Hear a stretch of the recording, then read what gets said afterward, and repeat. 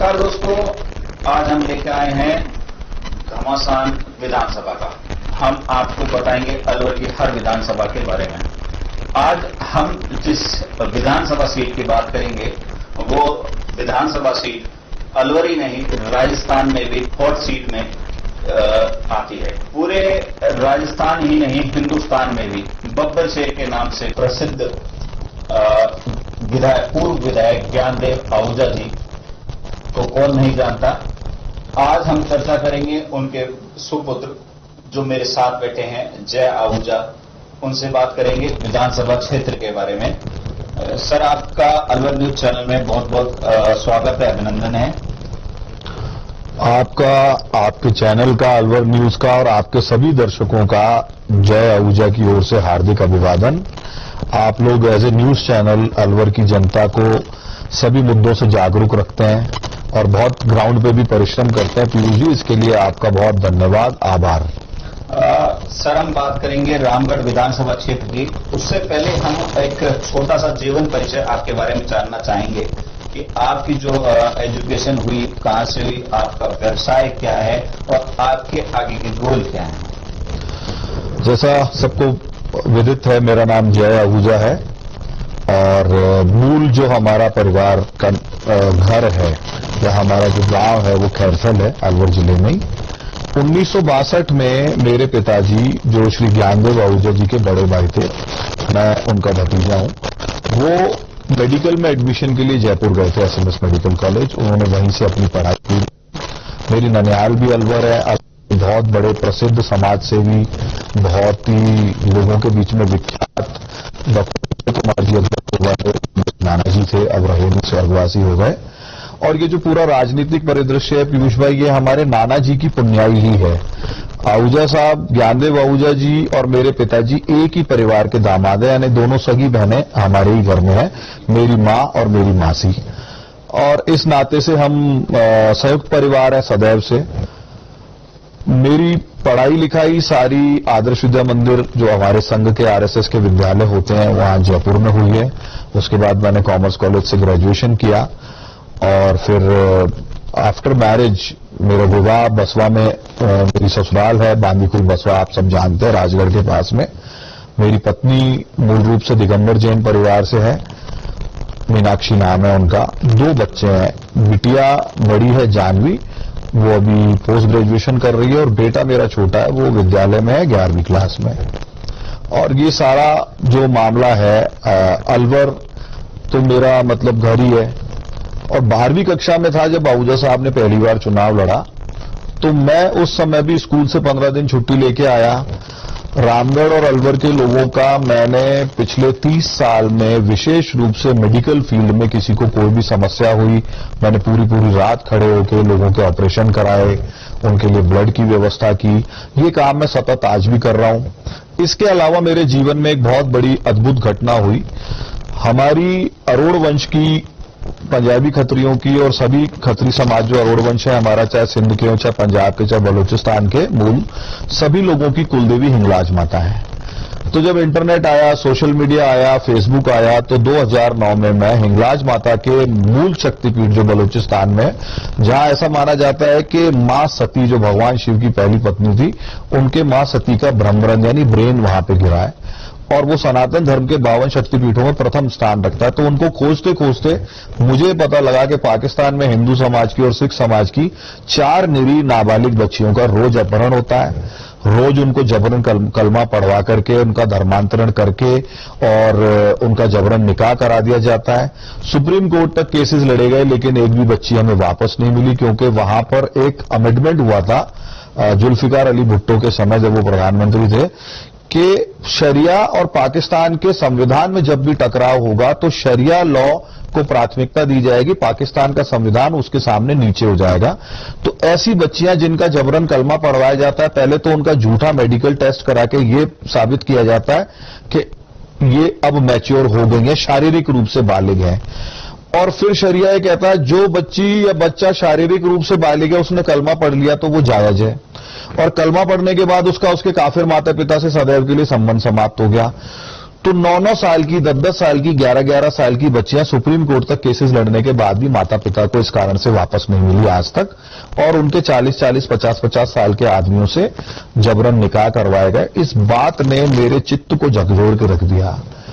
यदि मेरे दादाजी नहीं आए होते पीयूष भाई पार्टीशन के समय, क्योंकि मेरे पिताजी 1.5 वर्ष के थे और आहूजा साहब तो पार्टीशन के बाद, भारत आने के बाद में एमएलए साहब का, ज्ञानदेव आहूजा जी का जन्म हुआ है, तो मेरे मन को ये बात झकझोरती थी कि अगर मेरे दादाजी गलत निर्णय लेते और मैं वहां पैदा होता और मेरी बेटी भी वहां पैदा होती, तो मेरी बेटी सुबह स्कूल गई है, शाम को घर लौटेगी कि नहीं लौटेगी, इस चिंता में मेरा जीवन निकलता।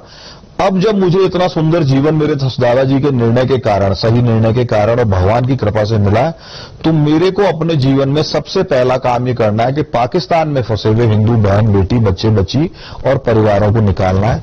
अभी हाल ही में 18 जून को दीदी मां साध्वी रितंबरा जी ने दिल्ली में एक भव्य कार्यक्रम खाटू श्याम धाम में किया, जहां पाकिस्तान से विस्थापित हिंदुओं का सम्मान किया गया।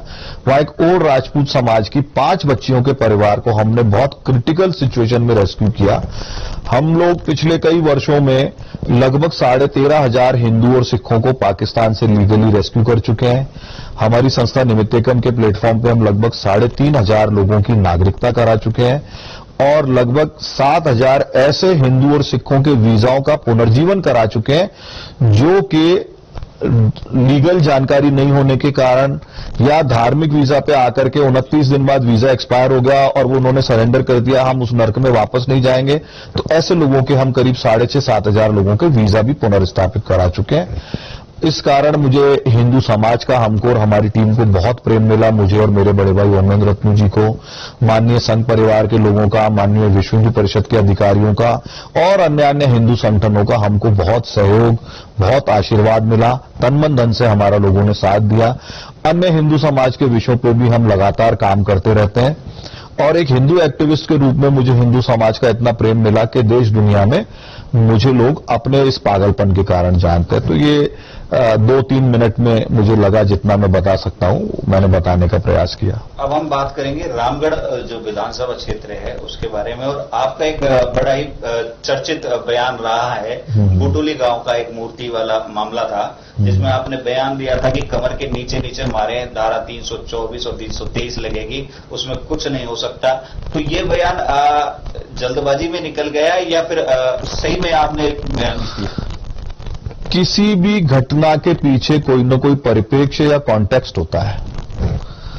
बुटोली गांव में बड़ी संख्या में मेव समाज के लोग रहते हैं और बड़ी संख्या में हमारे आदिगौड़ ब्राह्मण समाज जिनका मूर्ति का व्यवसाय है वो भी रहते हैं। गुर्जर समाज के भी लोग हैं, दलित समाज के भी लोग हैं। 18 या 17 दिसंबर की बात होगी, मूर्ति एक नहीं 2-2 तोड़ी गई, एक चंडी माता की और एक लक्ष्मी मैया की। मूर्ति टूटने के बाद में ग्रामीणों ने पुलिस को लिखित में शिकायत दर्ज कराई। उससे पहले की एक और घटना है, दोनों मंदिर एक खुली जगह में बने हुए हैं, तो दोनों मंदिरों के बीच में काफी बड़ी खुली स्पेस है, खुला क्षेत्र है। उसके साथ में एक पुराना सूखा कुआं और एक पुराना चबूतरा है। 2 दिसंबर को बुटोली गांव के एक आदमी ने, जो सक्का समाज से है, मत्सर पुत्र संपत, उसने आके अचानक से उस चबूतरे की लिपाई करके उस पर हरी चद्दर पहना के हरी झंडी लगा दी कि साहब मुझे रात को सपना आया था, ऐसा कुछ भी बोल के ये सैयद है। तो मूल भावना क्या थी कि यहां पे हिंदुओं की पूजा पाठ और उनके कार्यक्रमों को बाधित किया जाए और जबरन यहां पे नमाज की जाए। तो ये विषय की शुरुआत होती है लैंड जिहाद से।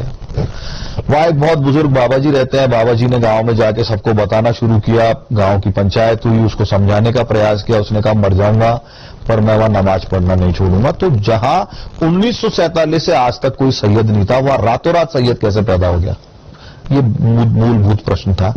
उसके बाद में उसी संदिग्ध व्यक्ति के वहां आते जाते वो दोनों मूर्तियां टूट जाती हैं।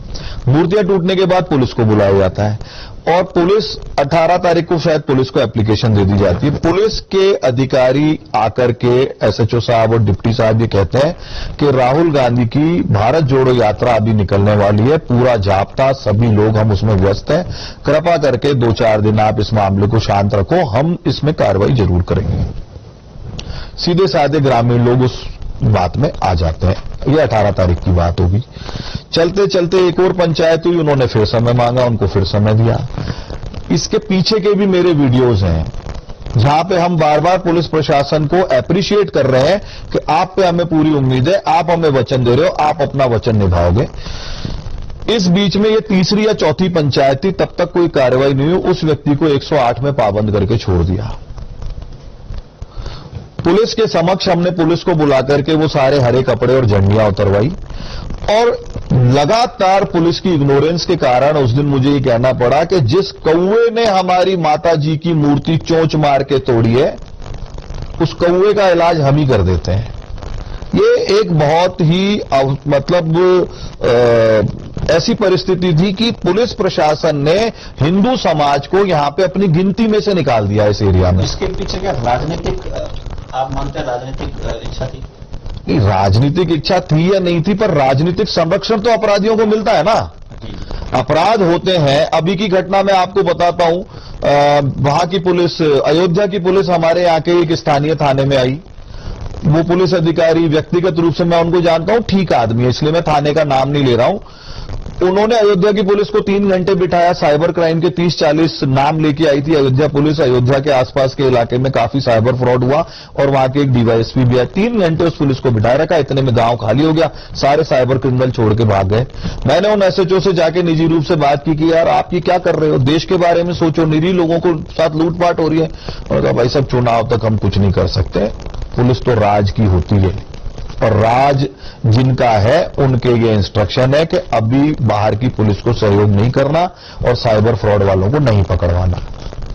तो आप सीधा सीधा इल्जाम लगा कि सरकार जो है राजस्थान में, कांग्रेस सरकार, वो चाहती है कि साइबर क्राइम बढ़ाए। देखिए, बेसिकली सरकार चाहती है या नहीं चाहती है, सब कुछ वोट बैंक के इर्द गिर्द घूमता है। वोट बैंक की पॉलिटिक्स जो है, कम्युनिटी की पॉलिटिक्स कर रही है सरकार 100%। आप देखिए, जब राजस्थान में कोविड में सब कुछ बंद था, सभी हिंदू त्योहारों के प्रोसेशंस या उनके जुलूस या उनके जितने भी कार्यक्रम और आयोजन थे उनको स्थगित करने के आदेश आए, जिसको हम सब हिंदू समाज के लोगों ने सर माथे पे लिया। हमने समझा कि कोविड एक बहुत भयावह परिस्थिति है, इस भयावह परिस्थिति में हमको प्रेस्टीज इशू समस्त हिंदू समाज ने समझा, हमको इसको प्रतिष्ठा का सवाल नहीं बनाना चाहिए। विशेष परिस्थितियां हैं, 100-200 साल में शायद पहली बार किसी ने सुना नहीं ऐसी परिस्थिति आई है। लेकिन उसी कांग्रेस सरकार ने popular front of India PFI को अनुमति दे दी कोटा में रैली करने की। वो पीएफआई जिसके ऊपर एनआईए ने रेड करी और जिसके ऊपर सदैव से आतंकवादी गतिविधियों में सपोर्ट करने के आरोप लगते रहे, उसकी रैली राजस्थान में हो सकती है लेकिन हिंदुओं के जुलूस नहीं निकल सकते। करौली दंगों में मैं खुद गया था, वहां पे मस्जिद के ऊपर से हिंदू बच्चों के ऊपर जो राम जी की यात्रा निकल रही थी, शोभा यात्रा रामनवमी पे, उसके ऊपर जो है पत्थर फेंके गए, लाठियां बांधी गई, सरियों से मारा गया। मैं ऐसे ऐसे लोगों से मिला जिनके 2-2, 3-3 फ्रैक्चर थे।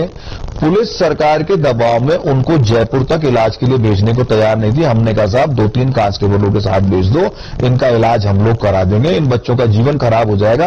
पुलिस इतने तनाव और दबाव में थी।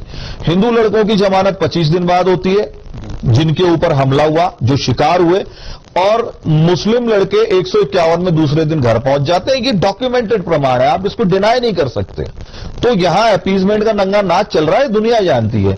घाटमी का एक ऐसा गांव है गोपालगढ़ थाने के अंदर जिसमें हर ऑल्टरनेट व्यक्ति पे, हर परिवार में लगभग 1 या 2 व्यक्तियों पे गौ तस्करी के मुकदमे और गौ हत्या के मुकदमे दर्ज हैं। नासिर और जुनैद वाले मामले में भी एक व्यक्ति पे बहुत सारे मुकदमे थे और दूसरा व्यक्ति तो हिस्ट्री शीट खुली हुई थी इस मामले में और वांटेड था। उनकी हत्या हुई, इसको हम मना नहीं करते हैं। उस हत्या के विरुद्ध कार्रवाई भी होनी चाहिए, 302 का मुकदमा भी दर्ज होना चाहिए। जिन्होंने हत्या की उनके ऊपर विधि सम्मत कार्रवाई अवश्य होनी चाहिए। पर हमारे यहां चिरंजी लाल सैनी की मॉब लिंचिंग करके गोविंदगढ़ में हत्या कर दी जाती है। गंडूरा गांव के पास में अहमद का बास के एक निरीह आदमी किशन लाल जाटव की हत्या कर दी जाती है मॉब लिंचिंग करके। योगेश भट्टपुरा जाटव, जो भट्टपुरा गांव बड़ौदा में से लगता हुआ लेकिन नगर में आता है, वो जब भट्टपुरा का योगेश आ रहा था बड़ौदा में, कोई छोटी मोटी बात पे उसको घेर के वहां पे पीट पीट के मार दिया जाता है जाटव समाज के लड़के को। सरकार उनके आंसू पोंछने क्यों नहीं आती है, ये प्रश्न है। सरकार जुनैद और नासिर के परिवार को नौकरी और मुआवजा देने क्यों पहुंचती है? अरे भाई 302 की घटना हुई है, आप 302 में इन्वेस्टिगेट करो और उनके क्रिमिनल बैकग्राउंड को भी पब्लिक करो ना। आप तो इसी कारण क्या आप आजकल लव जिहाद या जमीन जिहाद और मॉब लिंचिंग पर खुलकर मुखर होकर बोल रहे हैं आप? देखिए, प्रत्यक्ष को प्रमाण की आवश्यकता नहीं है पीयूष जी।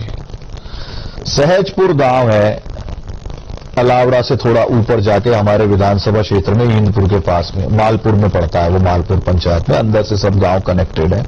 सहजपुर गांव के बीचों बीच एक गोचरे की जमीन है। सितंबर 2021 में माननीय उच्चतम न्यायालय सुप्रीम कोर्ट द्वारा एक निर्णय पारित किया गया, जिसमें ये कहा गया किसी भी प्रकार की गतिविधि गोचर भूमि पे नहीं हो सकती है। न मंदिर बनेगा, न मस्जिद बनेगी, न गुरुद्वारा बनेगा, न चर्च बनेगा, न शमशान बनेगा, न कब्रिस्तान बनेगा। ये सुप्रीम कोर्ट का निर्णय है। गोचरे की भूमि पे पहले दिसंबर या जनवरी में एक कब्र जबरन दफनाई गई, फिर बीच में एक कब्र और दफनाई गई, फिर अभी पिछले महीने एक कब्र और दफनाई गई। और हम लोग वहां पे गए, हमने प्रशासन को भी बुलाया और हमने कहा कि सुप्रीम कोर्ट के ऑर्डर्स को वायलेट करके डे लाइट में ये काम हो रहा है, ये नहीं होना चाहिए। और मैंने मेरे समाज के लोगों को भी ये कहा कि आपसे मैं आग्रहपूर्वक कह रहा हूं कि आपके गांव में आपके पास 3-3, 4-4 आरक्षित कब्रिस्तान के खसरे हैं। आपसे मेरा ये आग्रह, आप इन कब्रों को खुद उठा ले, कल राज बदलेगा। मैं आप खुद आऊंगा प्रशासन के साथ और आपके किए हुए इस गलत काम को ठीक करवाऊंगा, आपके हाथ से इन कब्रों को शिफ्ट कराऊंगा। क्या लालच है? जमीन जिहाद का लालच नहीं है तो क्या है? आपके पास आरक्षित खसरे हैं, उसी गांव में आपके पास जमीन है कब्र बनाने के लिए। एक खसरा तो ऐसा है जिसमें अभी तक एक भी कब्र नहीं बनी है। फिर आपको सार्वजनिक जमीन पे गांव के चौक में आके कब्जा करने की क्या जरूरत है? तो ये जमीन जिहाद आंखों के सामने हो रही है भाई, आप प्रत्यक्ष को मना नहीं कर सकते हो। बहुत सारी संपत्तियां ऐसी बनाई गई है। मुबारकपुर गांव की मैं आपको घटना बताता हूं। मुबारकपुर गांव में भी एक ऐसी जमीन है जिसको किसी ट्रस्ट ने, मुस्लिम ट्रस्ट ने खरीदा।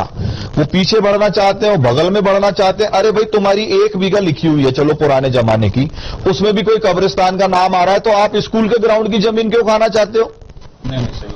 तो ये आंखों से दिखती हुई चीजें, और इसमें स्थानीय विधायक और उनके पति श्रीमान जी, कांग्रेस के राष्ट्रीय सचिव महोदय जुबेर खान जी का पूरा पीछे से बैकअप है इन सारी घटनाओं पे। यही हरकतें कामा में हो रही हैं, यही हरकतें नगर में हो रही हैं, इसी प्रकार की चीजें और जगह भी हो रही हैं। तो हम कितने दिन रिट्रीट करेंगे, हम कितने दिन पीछे हटेंगे?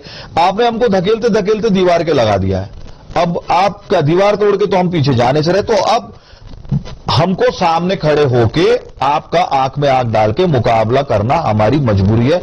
ऑप्शन नहीं छोड़ा आपने हमारे पास में। ये किसी व्यक्ति के विरुद्ध लड़ाई नहीं है, ये किसी धर्म के विरुद्ध लड़ाई नहीं है। ये जो पॉलिटिकल प्रोटेक्शन में हमारे यहां पे बहुत बड़ी तादाद में क्रिमिनलों को जो सपोर्ट दिया जाता है और कम्युनिटी क्राइम और इंडिविजुअल क्राइम दोनों को सपोर्ट किया जाता है, ये लड़ाई है कि रामगढ़ अपराध मुक्त होगा कि नहीं होगा, मेवात अपराध मुक्त होगा कि नहीं होगा। सरकार अपराधियों के आंसू पोंछने जाएगी। एक निरीह व्यक्ति जिनकी हत्या हो जाती है, उनके घर सरकार क्यों नहीं आती है? दलितों के ऊपर इतनी घटनाएं हो रही है। नारथला की घटना देख लीजिए आप, और हमारे यहाँ कई घटना देख लीजिए। अभी हाल ही में खो गांव में हमारे मेघवाल समाज की बच्चियां एक बिंदोरी में डांस कर रही थी, डीजे चल रहा था। 8-10 मेवों के लड़के आते हैं और अचानक से उन बच्चियों के बीच में घुस के बदतमीजी करना चालू कर देते हैं, नाचना चालू कर देते हैं, उनके साथ छेड़छाड़ चालू कर देते हैं। तो भाई, हमारी मूलभूत स्वतंत्रता भी तुम अगर आहत करोगे और फिर ये चाहोगे कि हम एक शब्द भी न बोले, ये संभव नहीं है पीयूष भाई। अच्छा, आजकल गहलोत सरकार ने महंगाई राहत शिविर लगा रखे हैं। आप सोचते हैं कि महंगाई राहत शिविर है या कांग्रेस राहत शिविर है? आम जनता को फायदा मिल रहा है, नहीं मिल रहा? क्योंकि कांग्रेस की एक पॉलिसी रही है हमेशा से, न तो स्किल डेवलप करने पे कांग्रेस कोई काम करती है, अब मोदी जी की देखा देखी थोड़ा सा कर लें, न इंडस्ट्रियलाइजेशन पे काम करते हैं, न उनका और कोई विजन होता है। सीधी डायरेक्ट ब्राइब कैसे दी जाए वोटर को, सीधे उसकी जेब में पैसा डाल के या उसको लाभ के नाम पे पैसा दे करके उसके मानस को, उसके चित्त को अपनी ओर कर लेना, ये मूलभूत उनका टारगेट होता है। पर चूंकि गहलोत साहब महंगाई राहत के बात करते हैं, लेकिन उनका अपीजमेंट का मॉडल ऑफ अपीजमेंट राजस्थान में अभी पूरे देश में सर्वाधिक ऊपर चल रहा है। जहां पीएफआई की रैलियां होती हैं, जहां पे हर दंगे में हिंदू बच्चे जेल जाते हैं, हर लड़ाई में हिंदू बच्चे जेल जाते हैं, मार भी खाते हैं, जेल भी कई दिन तक जाते हैं। ये सब बातें समाज भूलता नहीं है। महंगाई राहत कैंप कितने सफल होते हैं तो समय बताएगा और डेटा बताएगा और स्टैटिस्टिक्स बताएगी। तो मुझे लगता नहीं है कि महंगाई राहत जैसी कोई भी चीज करके सरकार अपने पापों से बच सकती है। देखिए, मध्य प्रदेश में कमलनाथ जी चीफ मतलब प्रदेश अध्यक्ष थे, छत्तीसगढ़ में भूपेश बघेल जी प्रदेश अध्यक्ष थे। वहां दोनों जगह प्रदेश अध्यक्षों ने अपनी पार्टी का नेतृत्व किया, जो भी उन्होंने संघर्ष किया, मौके पे कैसी भी परिस्थिति रही, दोनों जगह 2018 में सरकार कांग्रेस की बनी और दोनों जगह प्रदेश अध्यक्ष को मुख्यमंत्री बनाया गया। हमारे यहाँ पे एक सचिन पायलट नाम के बहुत अमेजिंग कैरिस्मेटिक मास लीडर है कांग्रेस में। हमारे वैचारिक मतभेद हो सकते हैं पायलट साहब से, लेकिन इस पूर्वी राजस्थान में जयपुर सहित अगर जयपुर जिले को भी मिला लें हम, तो आज हमारे पास बीजेपी के पास में जयपुर, धौलपुर, भरतपुर, अलवर, दौसा, सवाई माधोपुर और करौली, इन 7 जिलों में 58 सीटें हैं पीयूष भाई। आज बीजेपी के पास मात्र 8 सीटें हैं। इस क्षेत्र में गुर्जर समाज की सरदारी ने, पंच पटेलों ने, उनके जो सामाजिक लीडरशिप थी, उन्होंने सातों जात के सामने पगड़ी भी रखी और जो भी वो कर सकते थे सब कुछ रखा कि आप वोट दो, अब की बार हमारा सचिन सीएम बनेगा। क्या गुर्जर सरदारी अपने साथ किए हुए धोखे को भूल जाएगी? क्यों नहीं बने सचिन पायलट मुख्यमंत्री? इस बात का कोई जवाब दे सकता है? मीणाओं ने, मीणा समाज ने, गुर्जर समाज ने और जाट समाज ने और दलित समाज ने और मुसलमानों ने, इन 5 समाजों ने बढ़ चढ़ के सचिन पायलट के साथ में कंधे से कंधा मिला के लड़ाई लड़ी। आज वो सारी जातियों के पंच पटेल, उनकी सरदारी, उनके नेता ये नहीं सोचते होंगे कि कांग्रेस ने हमको बोला कुछ, दिखाया कुछ और हमारे साथ करा कुछ। तो ये सारी बातें याद रखी जाएंगी। महंगाई राहत कैंप का परिणाम तो आने वाले समय में पता लगेगा। कॉम्प्लेक्स मैटर है, बहुत ज्यादा उलझी हुई, पेचीदगी भरी व्यवस्था है। वो डेटा को कलेक्ट करना, उस डेटा को फिल्टर करना, कौन से आदमी के खाते में सिलेंडर के पैसे जाएंगे, किसके खाते में क्या जाएगा, उसको पूरे को सिंक्रोनाइज करना, ये चुनाव तक तो मुझे संभव लगता नहीं है। तो जब जो काम आपने हाथ में लिया है वो चुनाव तक आप कर ही नहीं पाओगे, तो ये निश्चित रूप से पॉलिटिकल टॉफी है, लॉलीपॉप है। आप महंगाई राहत के नाम की लॉलीपॉप चूसते रहो, इतने में चुनाव हो जाएंगे, फिर बाद में कह देंगे पहले की तरह के खजाना खाली है, क्योंकि आपके समय खजाना खाली हो ही जाता है। तो ये केवल पॉलिटिकल स्टंट है, इसका कोई जमीन पे, धरातल पे कोई बहुत लाभ मिलने वाला नहीं। और आपको अगर वास्तव में जनता की इतनी चिंता थी महंगाई की, तो आदरणीय मुख्यमंत्री जी, आप 4.5 साल क्या कर रहे थे? महंगाई तो आप 4-5 साल पहले भी जब आप चुनाव लड़ रहे थे 2018 में, तो आपने महंगाई का मुद्दा बनाया था। महंगाई तो पिछले 50 साल में आपका हर चुनाव का मुद्दा रहा है। आज भी वही महंगाई, आज भी वही महंगाई है। तो आपने 4.5 साल पहले भारत की, राजस्थान की आम जनता को रिलीफ क्यों नहीं दिया? अब चुनाव के समय आपको महंगाई राहत कैंप क्यों ध्यान आ रहे हैं? अच्छा, एक वेब सीरीज आई थी बहुत पहले, एक जामताड़ा के नाम से, जो बिहार का एक गांव है जामताड़ा, तो साइबर क्राइम के लिए वो वेब सीरीज थी। तो उसी तरह से आज रामगढ़ का नाम भी उस वेब सीरीज बननी चाहिए, उस पर भी, वहां पे भी बहुत तगड़ा साइबर क्राइम है। उस पर क्या कहना चाहेंगे आप? ऑलरेडी हमारे मेवात के सभी अपराधों को दिखाती हुई एक वेब सीरीज अभी बनी है मेवात के नाम से, और एक बड़ी देसी सी ऐप है, स्टेज ऐप, उस पर आई भी है। गौ हत्या और गौ तस्करी के अलावा लगभग सभी प्रकार के छोटे बड़े क्राइम उसमें दिखाने का भी प्रयास किया है। तो वो जो भी बनाने वाले लोग हैं, बड़े हिम्मत वाले लोग हैं, आपके मंच से मैं आपके माध्यम से उनको बधाई भी देना चाहूंगा।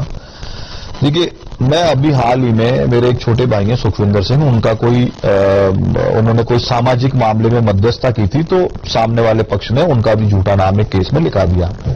मैं उस सिलसिले में एसपी साहब से मिलने गया, नूहू सिंगला साहब से। बहुत बेहतरीन और बहुत ही शानदार अधिकारी हैं।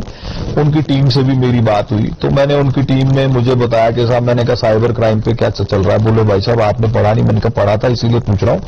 हरियाणा में संयुक्त रूप से पलवल और यहाँ की टीम ने एक ऑपरेशन चलाया साइबर क्राइम के विरुद्ध। अकेले नूहू जिले में एक रात में रेड करके 600 साइबर क्रिमिनल्स को उन्होंने पकड़ा है। अब हमारे यहाँ की स्थिति समझते हैं, तो आप चूंकि स्थानीय हैं, हमारे अलवर के, तो ऐसे है कि एक खेत हरियाणा में है, इसकी दौड़ के इधर चले जाएंगे तो राजस्थान है, तो सारे दौड़ कूद के इधर आ गए, पेड़ों के नीचे बैठ के साइबर क्राइम कर रहे हैं। एक आईबी के अधिकारी मेरे मित्र हैं, मैं मर्यादा के तहत उनका नाम नहीं लेना चाहूंगा, उनसे मेरी बड़ी लंबी लंबी चर्चाएं हुई। चूंकि मैं पाकिस्तानी हिंदुओं के लिए काम करता हूं तो एजेंसी के लोगों से मेरे बहुत अच्छे संबंध हैं। उनका ये कहना था कि एक टेंटेटिव आकलन है कि मेवात जामताड़ा से कई गुना आगे बढ़ गया है। हरियाणा और राजस्थान के मेवात में 8 से 12 करोड़ रुपए अगर हम डेली का एवरेज पकड़े तो लगभग 10 करोड़ रुपए हमारे यहां पे साइबर क्राइम से लैंड होते हैं, फर्जीवाड़े से। और प्राइवेट एटीएम्स बने हुए हैं, प्राइवेट बैंकों के एटीएम गांव गांव में लगाए हुए हैं। वो उस पैसे को उस एटीएम में से निकाल लेते हैं तुरंत, तो फिर वो पैसे को ट्रैक करना भी मुश्किल हो जाता है। ये एक बहुत ऑर्गेनाइज, बहुत बड़ा षड्यंत्र है जो देश की इकोनॉमी को खोखला कर देगा। मोदी जी का जो डिजिटल इंडिया का सपना है, ये उसके ऊपर भी एक बहुत बड़ा प्रश्नवाचक चिन्ह लगाता है। अब ये घटना और हुई, जो नया दिल्ली मुंबई एक्सप्रेस वे बना है, वहां पे किसी ने किसी पेड़ पे स्कैनर टांग दिया और एक जज साहब की गाड़ी का टोल कट गया। और उन्होंने कहा भाई ये तो दिल्ली मुंबई में तो एग्जिट पे टोल लगता है, तो जहां टोल कटने की व्यवस्था ही नहीं है एडवांस में, हम कहां से एंटर हुए, वहां पे हमारा गाड़ी का टैग पे रीडिंग नोट हो जाती है कि आप यहां से एंटर हुए। जैसे हम वहां से सोना से चले और हम बड़ौदा मेव के पास में शीतल वाले टोल पे होते, तो शीतल वाले टोल पे इतनी दूरी का आपका टोल अपने आप कटेगा, लेकिन स्कैनर से टोल उठ रहा था। तो जज साहब ने गाड़ी रोकी, इन्वेस्टिगेट कराया, पीछे लगे तो पेड़ के ऊपर स्कैनर टंगा होता। कितने लोगों के लाखों रुपए कट गए होंगे। हर आदमी तो अपनी गाड़ी चलाते समय अपने मोबाइल के ऊपर मैसेजेस देखता नहीं है, और 80-100 रुपए कट जाते हैं तो कोई बाबा चिंता भी नहीं करता। तो ये बहुत नेक्स्ट प्रो लेवल की चीजें हैं और हमारे पूरे एरिया को इससे खोखला कर दिया जाएगा 2 नंबर के पैसे से। इसी सिलसिले में मैंने रोजगार मेला लगाया था 11 अप्रैल को रामगढ़ में, जिसका कवरेज आप लोगों ने भी किया था कि बच्चे सही दिशा में जाएं। तब मेरे एक पत्रकार मित्र हैं, उन्होंने मुझसे कहा भी कि आहूजा जी आप कोई जाति विशेष या धर्म विशेष के लिए लगा रहे हो। मैंने कहा ना, वो मुस्लिम मेरे बच्चे भी इस रोजगार मेले में जरूर आए, हिंदू बच्चे तो सब बच्चियां आ ही रहे, वो मुसलमान बच्चे भी आए जिनको साइबर क्राइम नहीं करना, जिनको गौ हत्या नहीं करनी है, जिनको गौ तस्करी नहीं करनी, जिनको लैंड जिहाद नहीं करना, जिनको लव जिहाद नहीं करना, जो अच्छा जीवन जीना चाहते हैं, ऑनेस्टी का, ईमानदारी का पैसा कमाना चाहते हैं और जीवन में अच्छे काम करके आगे बढ़ना चाहते हैं। तो हमारे रोजगार मेले में 1233 बच्चे क्वालिफाई किए। अब तक 747 बच्चे अलग अलग कंपनियों में ज्वाइन कर चुके हैं। उसमें से लगभग कुछ संख्या 60-70 बच्चों की मेव समाज के बच्चों की भी है। तो जो परिश्रम से पैसा कमाना चाहता है उसको भी हम अपना ही मानते हैं। क्या रामगढ़ की जनता इस बार जया जी को मैदान में देखेगी विधानसभा के? देखिए, ये ऐसा प्रश्न है जिसके लिए विश्व की सबसे बड़ी पार्टी जो माननीय मोदी जी, माननीय अमित शाह जी और माननीय नड्डा जी के नेतृत्व में, या राजस्थान में हमारे बड़े भाई सीपी जोशी जी के नेतृत्व में, माननीय चंद्रशेखर जी के नेतृत्व में काम कर रही है। हमारी पार्टी में एक बड़ा डेमोक्रेटिक सिस्टम है टिकट वितरण का, ओपिनियन शेयरिंग है, सर्वे है, बहुत सारी चीजें हैं, मल्टीपल लेवल्स है। और फिर फाइनली हमारा राजस्थान की चुनाव समिति की रिकमेंडेशंस के बाद में दिल्ली में हमारी चुनाव समिति संसदीय बोर्ड है। तो ये तो पार्टी का निर्णय है। मेरे को ये लगता है कि मेरिट पे सारी चीजें जज की जाएंगी और मैं एक बहुत ही मेधावी राजनीति का विद्यार्थी हूं, सामाजिकता का विद्यार्थी हूं, एक्टिविज्म का विद्यार्थी हूं। तो मेरी प्रतिभा को और मेरी मेधा को देखते हुए पार्टी से मेरा आग्रह रहेगा कि मुझे अवसर दे। अगर जैसे रामगढ़ की जनता आपको जिताती है और विधानसभा में भेजती है, तो रामगढ़ के लिए प्रायोरिटी पे क्या क्या काम रहेंगे आपके? देखिए, मेरा एक तो ये मानना है कि मैं बिजनेसमैन भी हूं और मैंने जीवन में जो कुछ कमाया बहुत परिश्रम करके, मेहनत करके अपने व्यापार व्यवसाय बुद्धि से ही कमाया है। एक तो हमारे यहां बहुत बड़ा स्कोप है लॉजिस्टिक पार्क का, जो ये दिल्ली मुंबई हाईवे का हमारा शीतल वाला कट है। ये बहुत अमेजिंग, बहुत शानदार लोकेशन हमारे लिए एक सौभाग्य बना करके ये चीज भेजी है मोदी जी ने। जहां कोई 10 लाख रुपए बीघा में जमीन नहीं लेता था, आज वह 1 करोड़ से ऊपर जमीन का प्रति बीघा का रेट हुआ है। गुड़गांव दिल्ली के कई व्यापारी मेरे संपर्क में, और भी जगह के व्यापारी जो ट्रांसपोर्टेशन और स्टोरेज के बिजनेस में, लॉजिस्टिक बिजनेस में, उनसे भी मेरा संपर्क चल रहा है। विधिवत एक लॉजिस्टिक पार्क की रचना हो इस कट के 2-4-5 किलोमीटर के रेडियस में, ऐसा मेरा प्रयास रहेगा। इंटरनेशनल नॉर्म्स के हिसाब से लॉजिस्टिक बिजनेस में एक स्टोरेज एरिया या एक गोदाम में 1000 स्क्वायर फीट पे एक बच्चे को नौकरी लगती है। यहां पे लगभग 50 लाख फुट से 1 करोड़ फुट तक की डिमांड रहेगी। हम इंटरनेशनल नॉर्म्स फॉलो ना भी करें और हम 2000 फुट पे एक बच्चे की नौकरी को भी अगर कैलकुलेट करते हैं तो हमारे एरिया के हजारों बच्चों की नौकरी लग जाएगी। कई ट्रांसपोर्टर्स इंगेज हो जाएंगे, छोटे बड़े, बहुत तरह तरह के यहाँ पे व्यापार जनरेट हो जाएंगे। एक मेरा विजन है ये। दूसरा, एक अद्भुत काम हमारे यहाँ होता है जो आदिगौर समाज करता है। वो काम है हिंदू देवी देवताओं की, भगवानों की मूर्तियों के निर्माण का। ये एक बहुत बड़ा इकोनॉमिक मॉडल है। मैंने पहले भी परिश्रम करके एक एनजीओ से स्टडी करवाई थी इस में। तो अकेले जो डस्ट निकलती है मार्बल को घिसने से, वही 40 लाख 30 लाख रुपए पर डे उसकी कीमत है। और ये मूर्तियां सबसे ज्यादा विश्व की हमारे यहां बन रही हैं। उसके पश्चात भी हमारे क्षेत्र को विश्व में नाम नहीं मिला है। और यहां से बड़े बड़े आड़तीय लेके जाते हैं, कोई खजाने वालों के रास्ते में, कोई दिल्ली में, कोई बंबई में, वहां जाके और इनको 4 गुने 5 गुने दामों पे बेचते हैं। तो जो आदमी अपने हाथ से काम कर रहा है, जिसके नाक मुंह में खूब कपड़ा बांधने के बाद भी वो पाउडर जा रहा है, जिनके अल्प आयु में आंखों में और फेफड़ों में कष्ट हो रहा है, उसके बावजूद भी हम उनकी सहायता नहीं कर पा रहे हैं और उनको ज्यादा पैसा मिले हम इसका प्रयास नहीं कर पा रहे हैं। तो एक बड़ा मूर्ति कला का पार्क हमारे यहां बने और हैंडीक्राफ्ट का पार्क बने, क्योंकि जो हमारे प्रजापति समाज के गालव परिवार के लोग हैं उनको राष्ट्रपति अवार्ड मिला है। मिट्टी की चीजें बहुत सुंदर सुंदर, बड़े बड़े वास और पता नहीं क्या क्या, मतलब आप गिन नहीं सकते। एक उंगली की टिप से लेकर के और एक आदमी के साइज तक की चीजें उन्होंने मिट्टी में बनाई हैं। तो ऐसे लोग जिनको राष्ट्रपति पदक, राष्ट्रपति अवार्ड मिल गया, उनकी रिकॉग्निशन नहीं हो रही है। तो विश्व विख्यात एक हैंडीक्राफ्ट का और मूर्ति कला का हमारे यहाँ पार्क बने। उसके पीछे फिर स्टार प्रॉपर्टीज भी आएंगी, होटल्स भी आएंगे, बच्चे एंगेज होंगे, ट्रांसपोर्टेशन का बिजनेस बढ़ेगा। और ये जो बीच का मार्जिन है, यहां से 1 रुपए में सामान खरीदा, खजाने वालों में रास्ते में जाकर के उसको 4 रुपए में बेचा। यहां से हमारे छोटे भाइयों को, बड़े भाइयों को, हमारे चाचाओं को, ताऊओं को उस 1 रुपए के 2 रुपए भी मिल जाए और उनका पूरी दुनिया में नाम हो जाए, तो मुझे लगता है पूरे इलाके की इकोनॉमी चेंज हो जाएगी। ये 2 काम मैं सोचता हूं क्षेत्र के रोजगार, विकास और क्षेत्र की इकोनॉमी को, क्षेत्र की अर्थव्यवस्था को बहुत बड़ा बनाने के लिए जरूर होने चाहिए। और जो साइबर क्राइम है उस पर देखिए, मैं तो अभी भी आईबी के लोगों के भी टच में हूं। मैं यहां पर भी हमारी स्थानीय पुलिस में भी, जिनको मैं बड़ा ऑनेस्ट मानता हूं, ऐसे अधिकारियों को मैं लिस्टें बना के देता रहता हूं। और आने वाले समय में मैंने आईबी के लोगों से भी एक आग्रह किया है कि ये एक स्टेट की पुलिस नहीं कर पाएगी, तो इस पे केंद्रीय एजेंसी को लीड लेनी चाहिए। इस पे कोई बड़ा कानून केंद्रीकृत आना चाहिए। तो मैं क्या है, बहुत कंसिस्टेंसी से सतत फॉलो करने वाला आदमी हूं। हम 2010 में कहने लगे थे सिटीजनशिप अमेंडमेंट एक्ट आना चाहिए और उसकी मेरिट्स पे हम बात करते थे। इस बार क्या आ जाएगा सिटीजन अमेंडमेंट? ये सिटीजनशिप अमेंडमेंट एक्ट तो आ चुका ना 2019 में।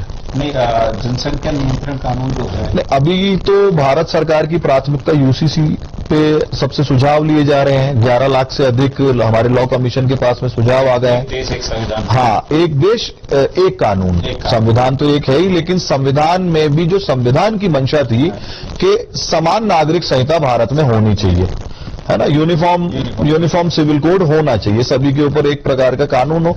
तो उसके मेरिट, डिमेरिट, अच्छाइयां, बुराइयां, सारी चीजों को देख करके विधानसभा चुनाव से पहले आ जाएगा। अगस्त की बात मुझे लगता है। मैं ज्यादा नहीं बोल सकता इस विषय पे, पर मेरी जानकारी बहुत ज्यादा है। मैं सब बड़े लोगों के संपर्क में हूं और बड़े बड़े स्कॉलर्स के साथ मैंने काम किया है। तो हमने कुछ ड्राफ्ट भी माननीय अर्जुन मेघवाल जी को सभी स्कॉलर्स के ले जाके दिए।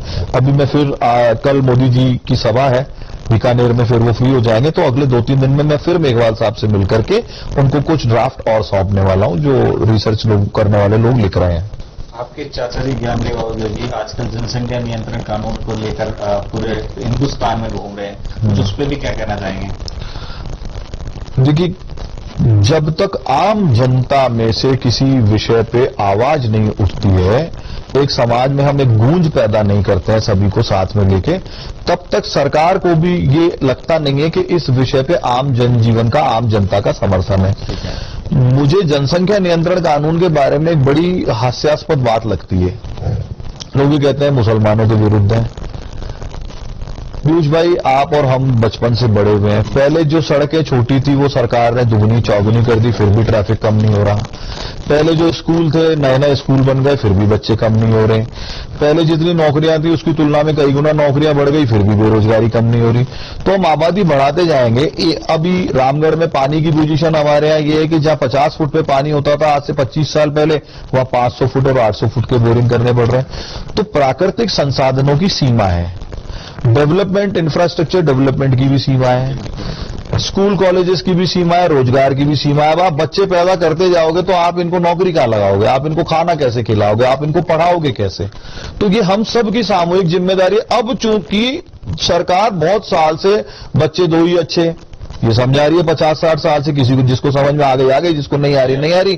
तो जब आप सरकार की अवेयरनेस कैंपेन को नहीं मानते हो, और सभी सरकारें ये काम करती हैं, बीजेपी, कांग्रेस सब करते हैं ये, जब आप इतने सारे जागरूकता कैंपेन्स को नहीं मानते और आप भेड़ बकरी की तरह बच्चे पैदा करते जा रहे हो, कोई भी समाज हो, तो फिर आपको रोक उस पर लगानी पड़ेगी। कारण क्या है? फिर बच्चे विकलांग हो जाते हैं, उनका इलाज नहीं हो पाता, उनके पास कपड़े नहीं होते, उनको खाने को नहीं मिलता। तो एक बच्चा इस दुनिया में आया, उसको मूलभूत अधिकार मिलना चाहिए।